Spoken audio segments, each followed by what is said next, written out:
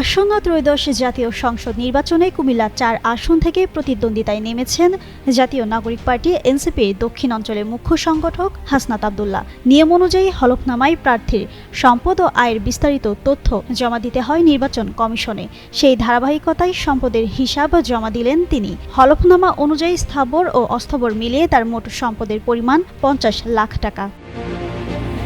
জমা দেওয়া তথ্য অনুযায়ী ২০২৫ ও ২০২৬ অর্থবছরে তার বার্ষিক আয় দেখানো হয়েছে ১২,৫৩,৫৩৯ টাকা।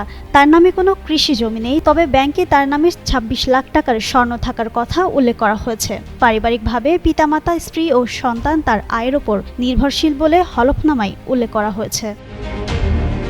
গত সোমবার দেবিদ্বার উপজেলা নির্বাহী কর্মকর্তা ও সহকারী রিটার্নিং কর্মকর্তা মোহাম্মদ রাকিবুল ইসলামের কাছে মনোনয়নপত্রের সঙ্গে জমা দেওয়া হলফনামায় আরও বলা হয়, তার কাছে ১ লাখ টাকার আসবাবপত্র এবং ৬৫ লাখ টাকার ইলেকট্রনিক সামগ্রী রয়েছে।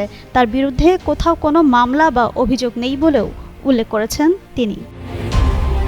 হলফনামার তথ্য মতে তার ব্যবসা প্রতিষ্ঠানে মূলধন রয়েছে ১২,৫৩,৫৩৯ টাকা। পিতামাতা, স্ত্রী কিংবা সন্তানের নামে কোনো ব্যাংক বা আর্থিক প্রতিষ্ঠানে তার কোনো ঋণ নেই। পেশা হিসেবে তিনি ব্যবসার সঙ্গে যুক্ত বলে উল্লেখ করেছেন। তার স্ত্রী গৃহিণী। জিন্নাত আরা ঋতু, যুগান্তর নিউজ।